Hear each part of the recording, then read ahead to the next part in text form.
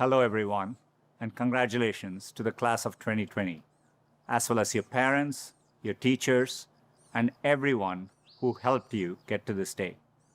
I never imagined I'd be giving a commencement speech with no live audience from my backyard, but it's giving me a much deeper understanding for what our YouTube creators go through. And I certainly never thought I'd be sharing a virtual stage with a former president, a first lady, a Lady Gaga, and a Queen Bee, not to mention BTS. I don't think this is the graduation ceremony any of you imagine. At a time when you should be celebrating all the knowledge you've gained, you may be grieving what you've lost.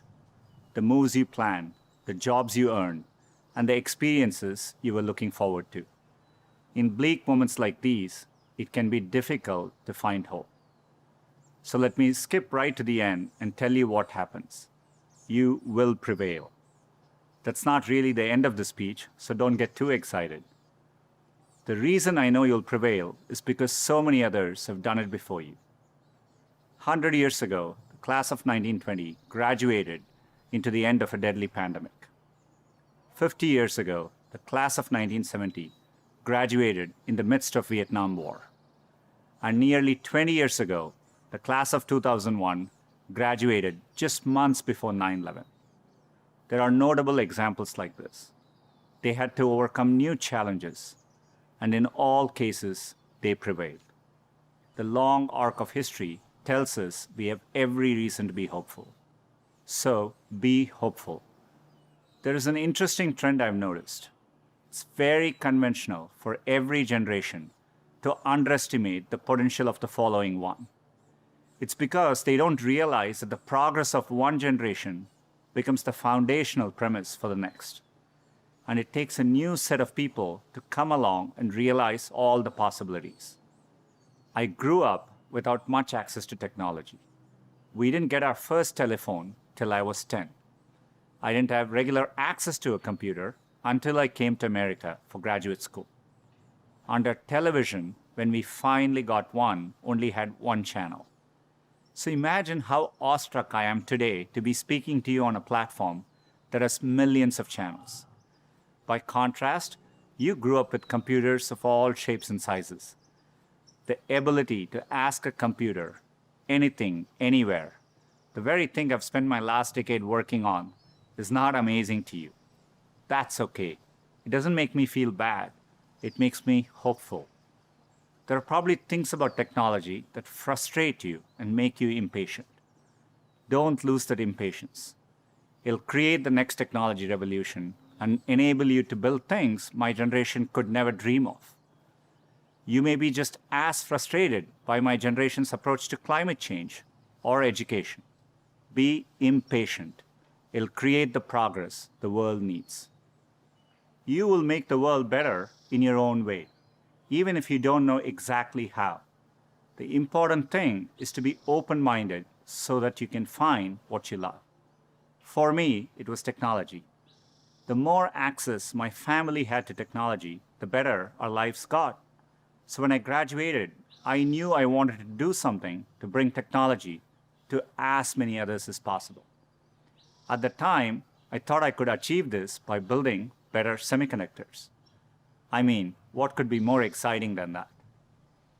My father spent the equivalent of a year's salary on my plane ticket to the US so I could attend Stanford. It was my first time ever on a plane. But when I eventually landed in California, things weren't as I had imagined. America was expensive. A phone call back home was more than $2 a minute, and a backpack cost the same as my dad's monthly salary in India. And for all the talk about the warm California beaches, that water was freezing cold. On top of all that, I missed my family, my friends, and my girlfriend, now my wife, back in India. A bright spot for me during this time was computing. For the first time in my life, I could use a computer whenever I wanted to. Completely blew my mind.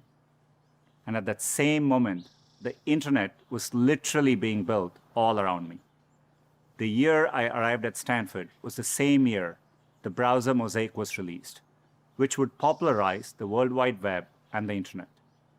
The The summer I left was the same summer that a graduate student named Sergey Brin met a prospective engineering student named Larry Page. These two moments would profoundly shape the rest of my life. But at the time, I didn't know it.